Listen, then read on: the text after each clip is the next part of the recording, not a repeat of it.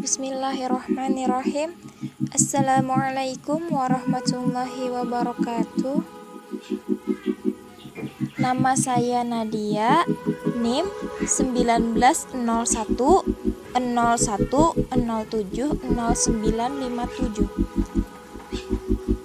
dari jurusan Pendidikan Guru Madrasah Ibtidaiyah UIN Antasari Banjarmasin, Lokal E 2019. Video ini dibuat untuk memenuhi tugas middle test mata kuliah pengantar studi Islam dosen pengampu Ibu Rida Anissa MPDI. Baiklah, di sini saya akan menjelaskan tentang perkembangan ilmu pengetahuan di dunia Islam di zaman klasik. Baiklah, langsung saja. Masa kejayaan Islam sekitar tahun 650 sampai dengan 1250, periode klasik. Ilmu pengetahuan dalam dunia Islam dimulai sejak diutusnya Rasulullah untuk menyampaikan risalah dan ajaran Islam kepada umat manusia. Seiring berjalannya waktu, para sahabat dan tabi'in mulai muncul dan dikenal masyarakat luas karena keilmuannya. Lalu, bagaimanakah perkembangan ilmu pada masa Islam zaman klasik? Baiklah, sebelum kita masuk ke perkembangan ilmu pengetahuan di dunia Islam di zaman klasik, kita terlebih dahulu harus mengetahui apa pengertian ilmu pengetahuan dan pengertian zaman klasik. Baiklah, langsung saja. Ilmu pengetahuan adalah usaha-usaha sadar untuk menyelidiki, menemukan, dan meningkatkan pemahaman manusia dari berbagai segi kenyataan dalam alam manusia. Segi-segi ini dibatasi agar dihasilkan rumusan-rumusan yang pasti.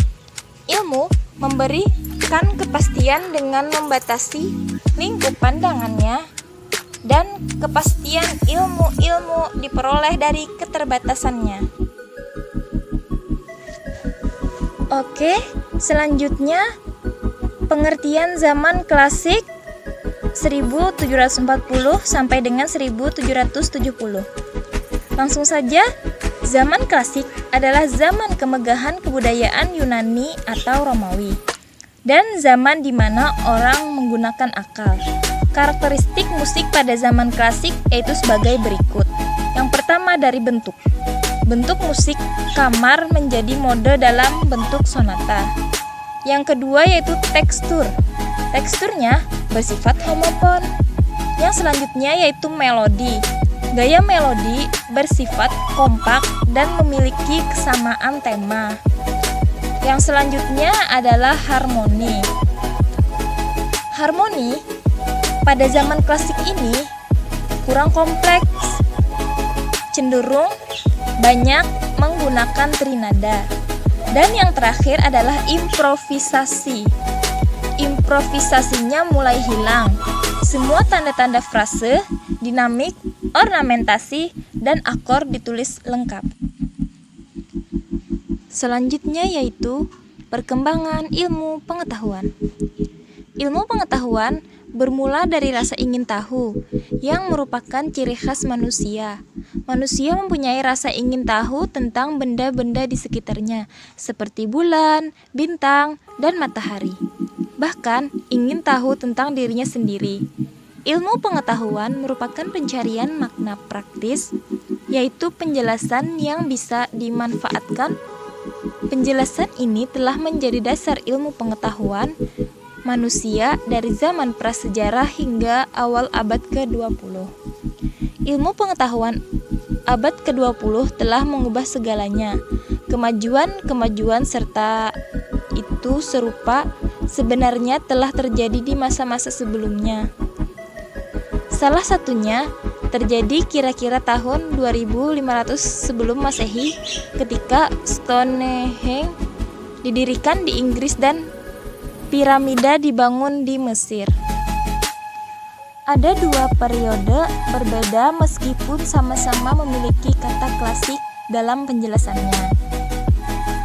Dua periode tersebut adalah periode Yunani klasik dan periode Islam klasik, di mana periode Yunani klasik berlangsung sekitar abad ke-6 hingga abad ke-4 sebelum Masehi di Yunani. Dalam periode ini tersebut nama-nama yang paling menonjol karya-karya klasiknya, yaitu Muhammad Hatta 2006 dalam bukunya Alam Pikiran Yunani menyebutkan periode ini didominasi oleh pemikiran Socrates, Aristoteles, dan Plato. Ketiganya memiliki pemikiran yang kompleks yang masih dirujuk hingga kini untuk sejumlah besar bidang ilmu, terutama ilmu sosial, hukum, dan tata pemerintahan, serta filsafat. Era ini disebut klasik karena sejumlah pemikirannya memiliki relevansi bagi pengembangan ilmu pengetahuan kini. Periode klasik. Periode klasik ini merupakan masa keemasan dan kejayaan Islam dan dibagi ke dalam dua fase. Pertama adalah fase ekspansi, integrasi dan pusat kemajuan 650 sampai dengan 1000 Masehi. Kedua, fase disintegrasi 1000 sampai dengan 1250 Masehi. Menurut Syamruddin, pada masa inilah daerah Islam meluas dari Afrika Utara sampai ke Spanyol di belahan barat dan melalui Persia hingga ke India di belahan timur. Daerah-daerah itu tunduk kepada kekuasaan Islam.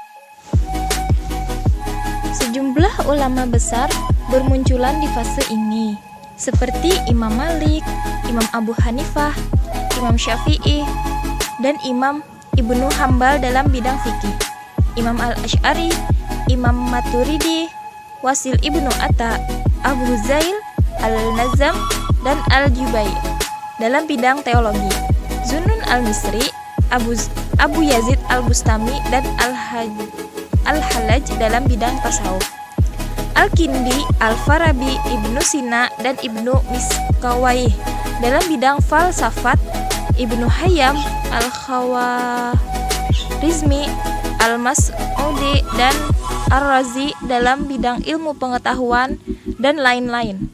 Ilmu pengetahuan, baik dalam bidang agama, umum, dan kebudayaan juga ikut berkembang.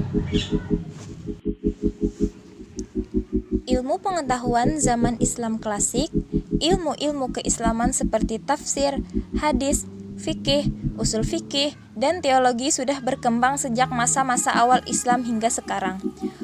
Khususnya dalam bidang teologi, Mu'tazilah dianggap sebagai pembawa pemikiran-pemikiran rasional.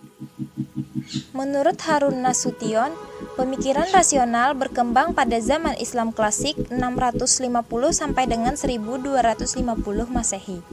Pemikiran ini dipengaruhi oleh persepsi tentang bagaimana tingginya kedudukan akal seperti yang terdapat dalam Al-Quran dan hadis. Persepsi ini bertemu dengan persepsi yang sama dari Yunani melalui filsafat dan sains Yunani yang berada di kota-kota pusat peradaban Yunani di dunia Islam zaman klasik, seperti Alexandria, Mesir, Jundishapur, Irak, Antakya, Syria, dan Bactra, Persia. W. Montgomery Watt menambahkan lebih rinci bahwa ketika Irak, Syria, dan Mesir diduduki oleh orang Arab pada abad ke-7, ilmu pengetahuan dan filsafat Yunani dikembangkan di berbagai pusat belajar. Terdapat sebuah sekolah terkenal di Alexandria, Mesir, tapi kemudian dipindahkan pertama kali ke Syria, dan kemudian pada sekitar tahun 900 Masehi sampai ke Baghdad. Kolose Kristen Nestorian di Jundishapur, pusat belajar yang paling penting, melahirkan dokter-dokter istana Harun al-Rasyid dan penggantinya sepanjang sekitar 100 tahun. Akibat kontak semacam ini, para khalifah dan para pemimpin kaum muslim lainnya menyadari apa yang harus dipelajari dari ilmu pengetahuan Yunani. Mereka mengagendakan agar menerjemahkan sejumlah buku penting dapat diterjemahkan.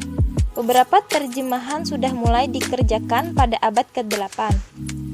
Penerjemahan secara serius baru dimulai pada masa pemerintahan Al-Ma'mum 813 sampai dengan 833 Masehi, di mana dia mendirikan Bait Al-Hikmah, sebuah lembaga khusus penerjemahan. Sejak saat itu dan seterusnya, terdapat banjir penerjemahan besar-besaran. Penerjemahan terus berlangsung sepanjang abad ke-9 dan sebagian besar abad ke-10. Buku-buku matematika dan astronomi adalah buku-buku yang pertama kali diterjemahkan. Al-Khwarizmi, algoritmus atau algoritmus merupakan tokoh penting dalam bidang matematika dan astronomi. Istilah teknis algoritme diambil dari namanya.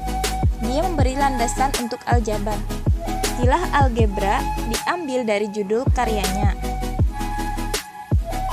Karya-karyanya adalah rintisan pertama dalam bidang aritmatika yang menggunakan cara penulisan desimal seperti yang ada dewasa ini, yakni angka-angka Arab. Al-Khwarizmi dan para penerusnya menghasilkan metode-metode untuk menjalankan operasi-operasi matematika yang secara aritmatis mengandung berbagai kerumitan. Misalnya mendapatkan akar kuadrat dari satu angka. Di antara ahli matematika yang karyanya telah diterjemahkan ke dalam bahasa Latin adalah Al-Nairizi atau Anaritius, wafat 922 Masehi, dan Ibnu Al-Haytham atau Al-Hazen, wafat 1093 Masehi. Ibnu Al-Haytham menentang teori Euclides dan Ptolemeus yang menyatakan bahwa sinar visual memancar, pandangan kebalikannya bahwa cahayalah yang memancar dari objek ke mata. Di bidang astronomi, Al-Battani Al-Baghdanius menghasilkan tabel-tabel astronomi yang luar biasa. Akuratnya pada tahun 900 Masehi. Ketepatan observasi beliau tentang gerhana telah digunakan untuk tujuan-tujuan perbandingan sampai tahun 1749 Masehi. Selain Al-Battani, ada juga Jabir ibnu Aflah Geber dan Al-Bitruji Al-Pabetragius. Jabir ibnu Aflah dikenal karena karyanya di bidang trigonometri sferik. Di bidang astronomi dan matematika ada juga Maslamah Al-Majriti, wafat 107 Masehi, Ibnu Al-Sam dan Ibnu Al-Safar, Ibnu Abi Al-Rizal, Aben Ragel di bidang astrologi. Dalam bidang kedokteran ada Abu Bakar Muhammad bin Zakaria Al-Razi atau Razes 250 sampai dengan 313 Hijriah atau 864 sampai dengan 925 Masehi atau 320 Hijriah atau 932 Masehi, Ibnu Sina, Ibnu Rushd, Abu Al-Qasim Al-Zahrawi dan Ibnu Zuhur Al-Hawi. Karya Ar-Razi merupakan sebuah ensiklopedi mengenai seluruh perkembangan ilmu kedokteran sampai masanya. Untuk setiap penyakit, dia menyertakan pandangan-pandangan dari para pengarang Yunani, Syria, India, Persia, dan Arab. Dan kemudian menambah catatan hasil observasi klinisnya sendiri dan menyatakan pendapat final. Berikut ada buku Canon of Medicine, karya Ibnu Sina, sudah diterjemahkan ke dalam bahasa Latin pada abad ke-12 Masehi dan terus mendominasi pengajaran kedokteran di Eropa setidak-tidaknya sampai akhir abad ke-16 Masehi dan seterusnya.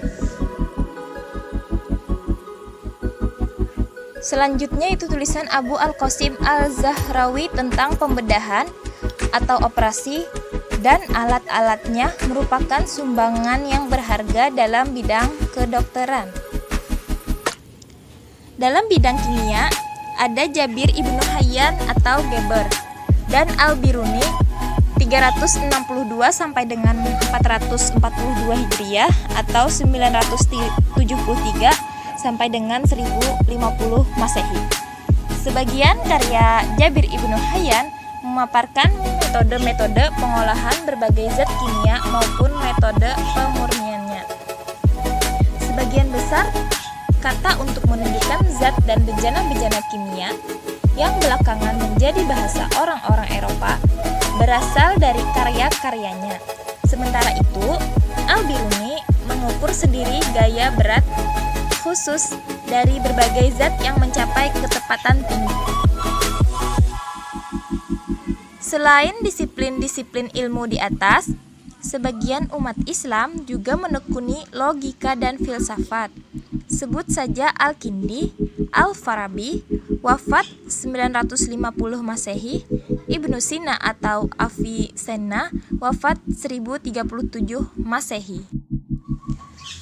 Mungkin itu saja yang bisa saya sampaikan. Semoga bermanfaat. Terima kasih banyak. Wassalamualaikum warahmatullahi wabarakatuh.